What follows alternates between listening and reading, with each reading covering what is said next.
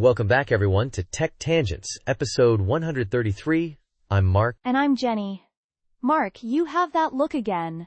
The one that says you stumbled down a particularly deep and possibly expensive tech rabbit hole this week. Guilty as charged. Laughs.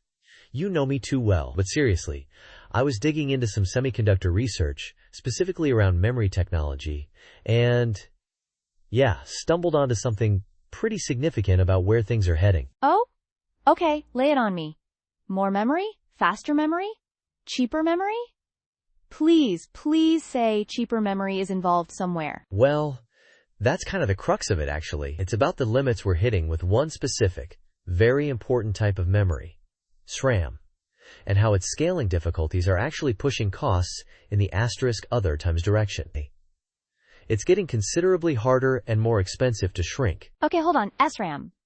Static RAM, right? That's the super fast stuff baked right onto the processor die, the cache memory, yeah? Exactly. Think of it as the processor's tiny, super speedy workbench. It holds the data and instructions the processor needs times right now, millisecond to millisecond, so it doesn't have to constantly wait for the much slower main system memory, the DRAM, to deliver. Got it. So faster cache means a faster chip overall means my computer feels snappier when I'm juggling a million browser tabs. So why is shrinking it becoming such a problem? Isn't shrinking all the bits on a chip the whole point of, Moore's law and all that progress? It was the point. And for the logic transistors, the thinking parts of the chip, scaling is still happening. Maybe not at the old pace, but it's progressing. But SRAM cells are structurally different. They're not single transistors. A standard SRAM cell is typically made of 6 transistors, a 6T cell, arranged in a specific way to hold a single bit of data. 6 transistors just for one bit? Wow, okay.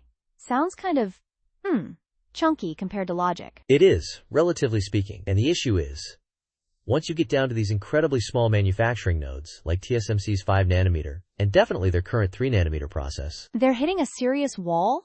Like a physical limitation? Pretty much. The research I was looking at, including reports from semiconductor conferences and company disclosures, shows that with the jump from 5 nanometers to 3 nanometers, standard SRAM cells only shrank by about 5%, sometimes even less, depending on the specific design. 5%? Compared to, what did the logic transistors manage? Oh, logic transistors saw much more significant area reduction, often well over 20 to 30% density improvement. So you see the disparity growing. Okay, 5% is barely moving the needle, especially when we hear about these big generational leaps for CPUs and GPUs. So what's the consequence?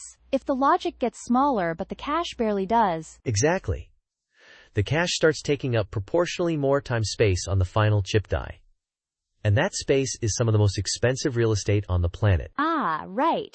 Because you pay per wafer, and if each chip takes up more area because the cache isn't shrinking, you get fewer chips per wafer. Which means, ding ding ding, each individual chip costs more to produce. You got it. It's a major headache for chip architects. And time need times large amounts of fast cache for performance, especially in modern designs heavy on parallel processing like GPUs or AI accelerators. But they can't keep packing it in using traditional SRAM if it doesn't scale without the costs just ballooning. Okay, so let's get into the why. Why is SRAM scaling hitting the brakes? Is it just physics being stubbornly difficult at these tiny dimensions? It's largely physics, yeah. When transistors and the wires connecting them get down to just a few dozen atoms across, tiny variations have huge effects. We're talking about things like random dopant fluctuations. Literally, a few stray atoms ending up in slightly the wrong place, or minor imperfections in the etching process. So, manufacturing tolerances that used to be insignificant are now major problems? Precisely. These variations can make one SRAM cell behave slightly differently from its neighbor. It impacts the stability, the voltage required to operate reliably, called Vmin, especially when reading or writing data at the low voltages needed for power efficiency. You need all 6 transistors in the cell to work together perfectly, and variability makes that much harder. So it becomes unreliable or needs more power to be reliable, kind of defeating the purpose of shrinking? It can, yes. And it's not just the transistors. The tiny metal wires connecting everything, the interconnects, they also get thinner, which increases electrical resistance and capacitance. This slows down the signals. potentially counteracting some of the speed benefits you'd expect from a smaller geometry. It sounds like trying to build an intricate sandcastle with increasingly fine grains of sand. Eventually the structure just isn't stable, and the tiny pathways keep collapsing. That's a really good analogy. You need a certain amount of physical structure and electrical oomph to reliably store that bit of data as a stable state, and below a certain point, it just gets dicey and power hungry. Okay, so the industry isn't just throwing up its hands and saying, "Welp, cache is stuck," right? What are the big players, Intel, TSMC, Samsung, AMD, doing about this SRAM squeeze? Definitely not giving up. There are several angles of attack. First, they're intensely focused on tweaking the SRAM cell designs themselves. This involves optimizing the physical layout, exploring different transistor structures like the gate-all-around GAA, nanosheets that are coming online now, or even looking further ahead to things like forksheet transistors. They're trying to eke out every last bit of density and improve that Vmin. Forksheet? Okay, now you're just making words up to impress me, Mark. Laughs. I promise, it's a real concept. It's seen as a potential successor to GAA nanosheets, maybe allowing N-type and P-type transistors to be placed closer together. But that's still deep R&D. Probably closer to 2030 or beyond for widespread commercial use. All right, file Forksheet under Cool Future Tech. So, advanced R&D for the long term. What about coping strategies that are happening now or very soon? Now we're seeing a lot more focus on clever architectural changes. Chiplets are a big part of this story. We've talked about them before. Instead of one giant monolithic chip, you build smaller specialized chips, or chiplets, and connect them together. Right, like AMD does with their Ryzen processors, connecting CPU cores and I/O components. How does that help specifically with the SRAM problem? Well, AMD's 3D V-cache technology is a prime example. They literally stack an extra chiplet dedicated purely times to L3 cache right on top of the main processor compute chiplet, using high-density connections. This lets them add a asterisk huge times amount of SRAM, like 64 or even 96 megabytes extra, without needing that SRAM to scale down aggressively on the same process node as the CPU cores. So you sidestep the shrinking problem by building upwards, essentially? Going 3Ds instead of just trying to cram more into 2Ds. That is clever. It is, but it introduces its own complexities, right? Manufacturing challenges with stacking, thermal considerations, design complexity. It's not a free lunch. Another major avenue is exploring alternative memory types to potentially replace or supplement SRAM, especially for larger cache levels like L3 or L4, where speed requirements might be slightly less stringent than L1 per liter 2. Okay, like what? We have DRAM for main memory, SRAM for cache. What else is waiting in the wings? One option that's been around in some forms is EDRAM, or embedded DRAM. It uses a capacitor to store charge, like regular DRAM, but it's designed to be integrated onto the same silicon die as the logic. It's denser than SRAM, meaning you can fit more bits in the same area. But? I sense a but coming. But it's typically a bit slower than SRAM, and because it uses capacitors, it needs that refresh circuitry to prevent data loss, which adds complexity and power overhead to the chip manufacturing process. It hasn't seen wide adoption for CPU cache for those reasons. Right, so trade-offs again. Denser, but potentially slower and harder to integrate seamlessly. Exactly. Then you have the newer contenders, often called emerging memories. The main ones discussed for cache-like roles are MRAM, magnetoresistive RAM, and FERRAM, ferroelectric RAM. MRAM. Yeah, I feel like I've heard buzz about that for years. Uses magnetism, tiny magnetic junctions, to store data, right? Yep, specifically spin transfer torque, MRAM or STT-MRAM is the most developed type, and FRAM uses a property of certain materials called ferroelectricity.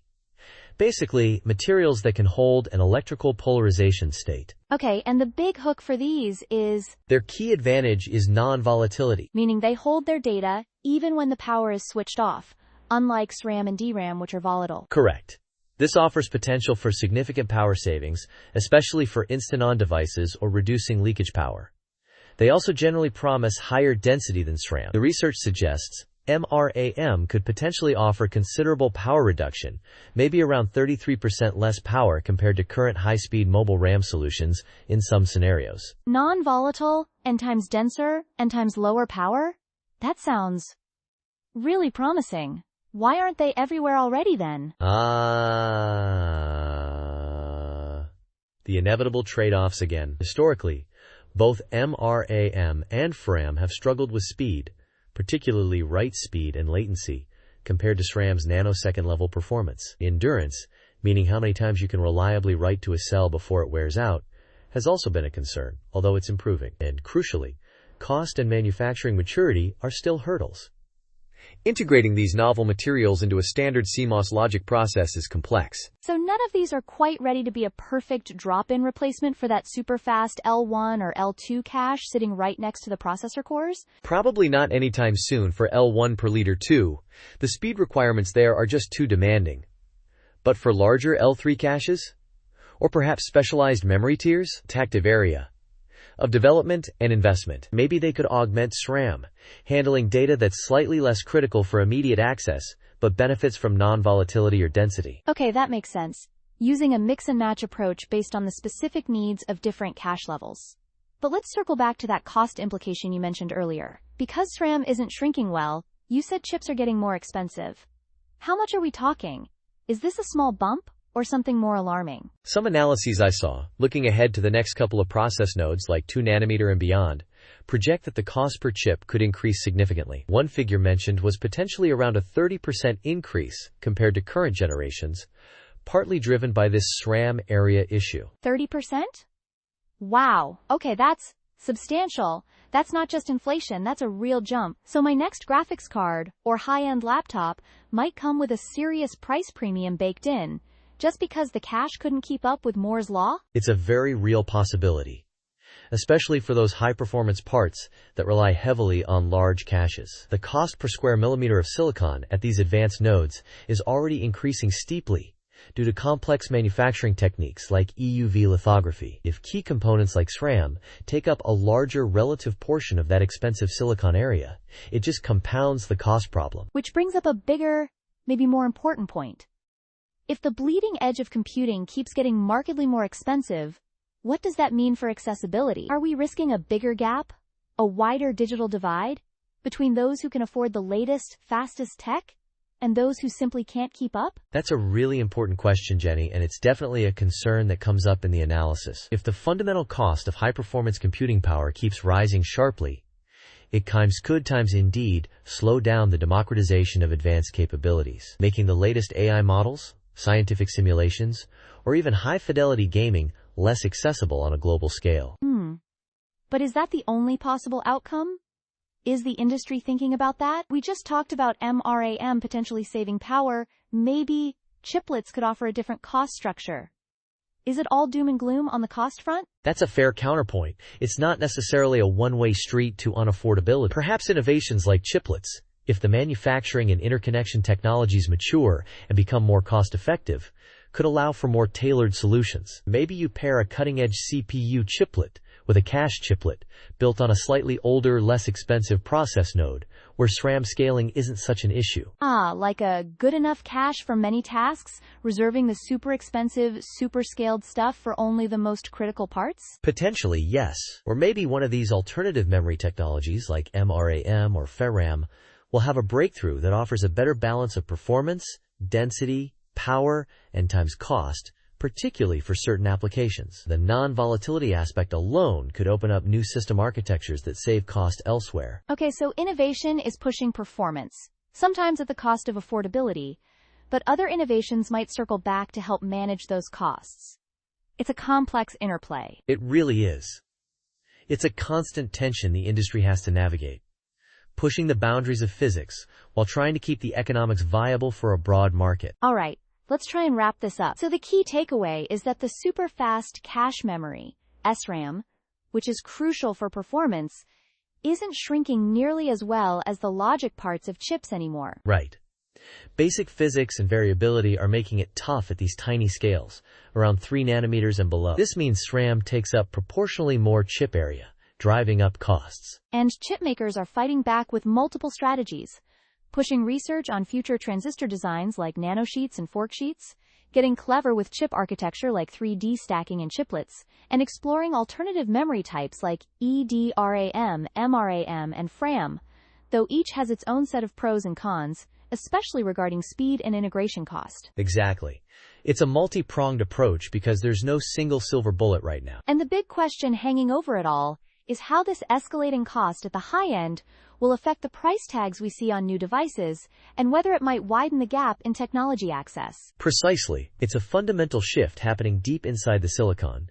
But the ripples, in terms of cost, performance, and power consumption, will definitely be felt on the surface by all of us. Well, thanks for digging that one up, Mark. It's a bit sobering thinking about potentially much higher prices, but also genuinely fascinating to hear about the engineering ingenuity going into tackling these fundamental physics puzzles. Always happy to share the nerdy deep dives.